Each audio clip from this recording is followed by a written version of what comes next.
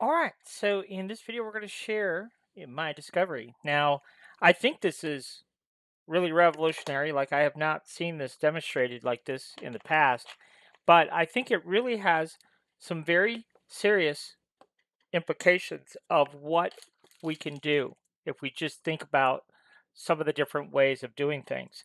So, William posted this image and said he wanted to make some centerpieces, and my initial thought was, William, just go to Hobby Lobby. That'll solve your problem and save you a lot of time. But he really wants to 3D print these.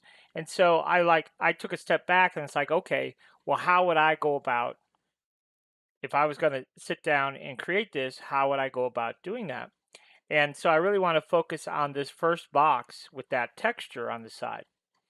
So I went into chat and said, okay, chat, could you make me some text based on the reference image, which it did that for me. It gave me a nice black and white image. So step one is complete. And then I asked it to make me a texture, and it kind of sort of did it, but not quite. And so I asked it to refine it a little bit here. So then it gave me this. And so then I asked for a little bit more refinement, and it tried, but didn't quite get what I was looking for. And now down here we're a little bit more closer to what I was after to begin with. Um, and then I asked for a square version of that swirl pattern, and so it gave me that. Um, and then I asked for a box, a 3MF file for 3D printing, just a simple box that's 240 millimeters wide, 65 millimeters tall, 65 millimeters deep, 240 millimeters long, and that the box size should be 3 millimeters, and it should also have a 3 millimeter bottom. And you could see it did in fact generate that for me. Um, so all is well. So then I asked for it to create me a texture with more specific uh, proportions. And so you can see this is what it gave me.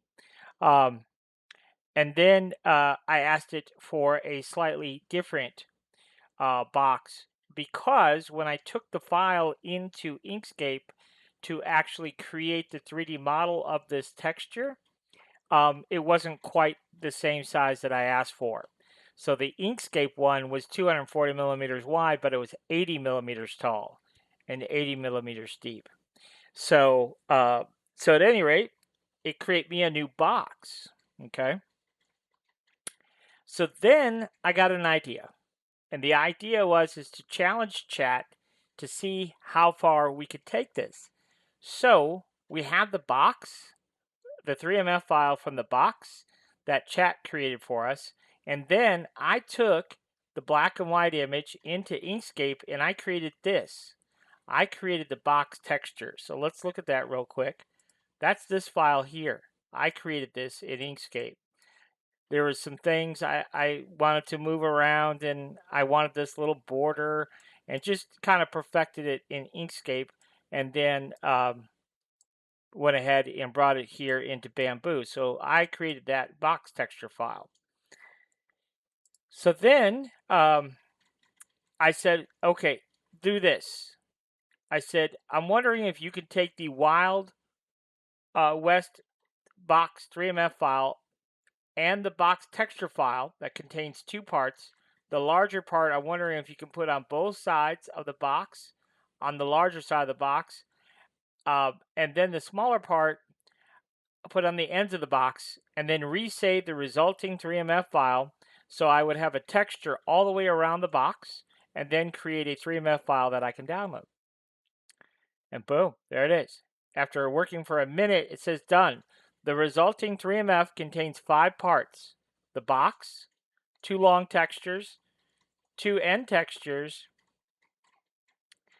The texture panels are 2 millimeters thick and overlap the box walls by 1 millimeter, so they remain firmly connected when combined or printed. And then we download the box, download the textured box. And when we do that, we get this. I did not have to change this. And that's what's so shocking to me. I did not have to change this. This is what it gave me. So it took those parts that I created and it positioned them perfectly. Now, I did do a couple of things. I say I didn't have to change it. I didn't. It put all the textures in place and it did all of that. What it didn't do is it didn't create an assembly. Everything was still a separate piece. And so all I did was I selected everything, came in here and made an assembly. And then what I did is the parts. So we can right click here and we can change the type to a negative. That's all I did. But as far as the assembly of all the textures around that box, chat did all that work for me. So now when I go in here and click on preview, you see what we get? Because it's a negative, we get this nice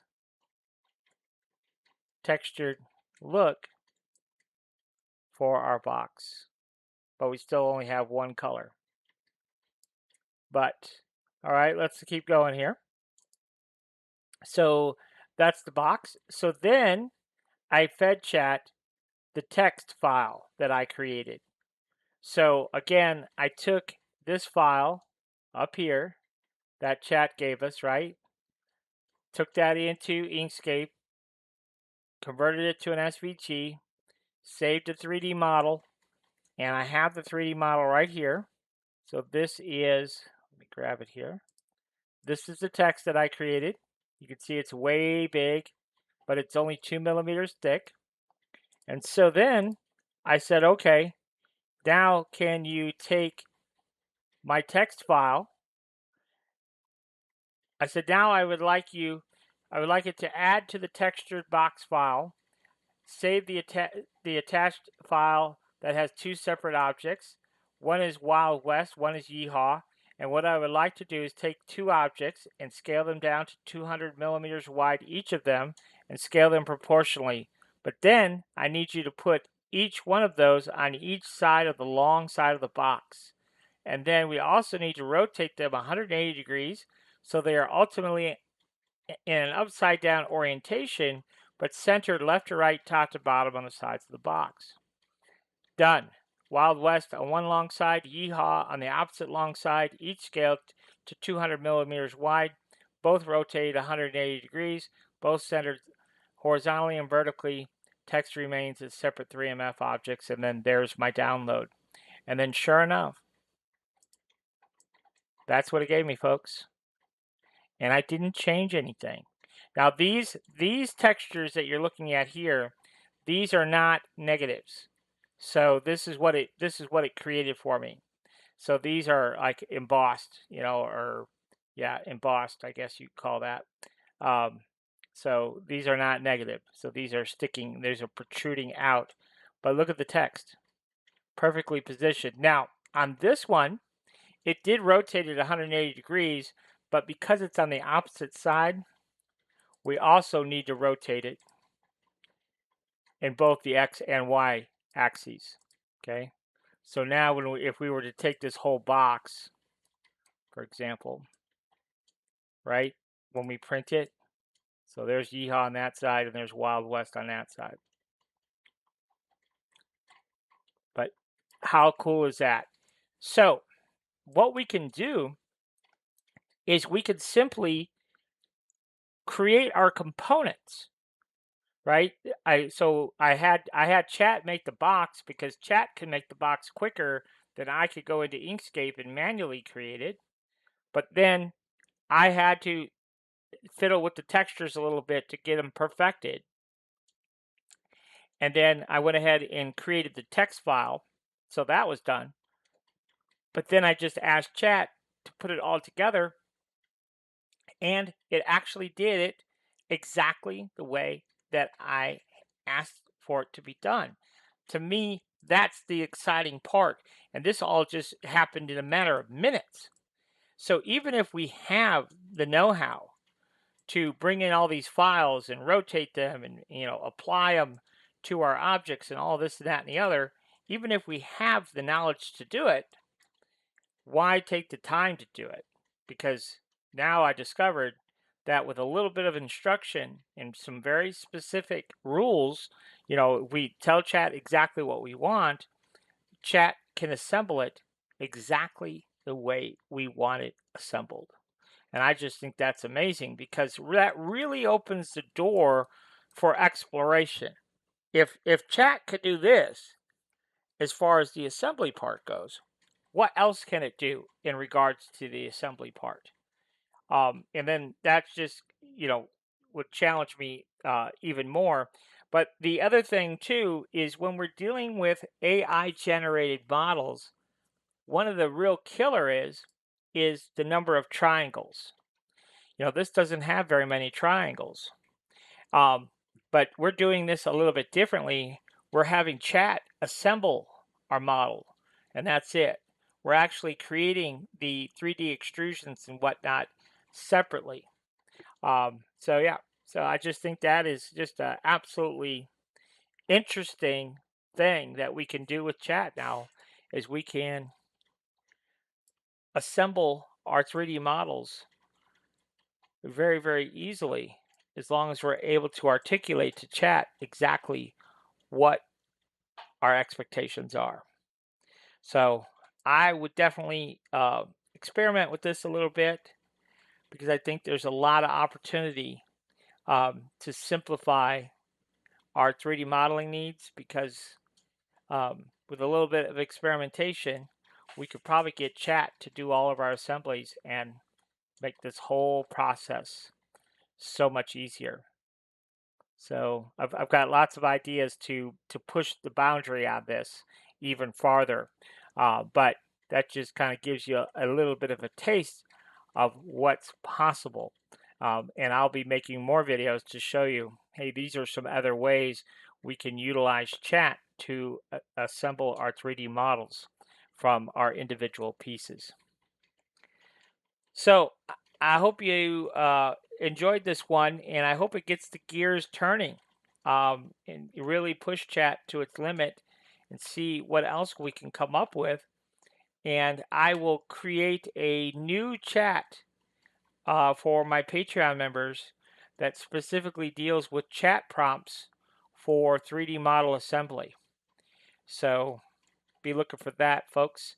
If you are a baddie, I think there's, like I said, I think there's a lot of opportunity here to do some really neat things. That is just tip of the iceberg.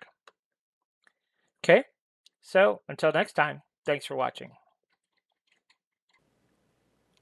If you have any questions or need one-on-one training or some custom files made for you, this is my contact information, so feel free to reach out via email. You can text me. You could even give me a call. I'd be happy to answer questions or give you more details on the one-on-one training we offer, and as well as if you need custom files made until you are up to speed on how to make them yourself, feel free to reach out and we'd be happy to help you with that as well.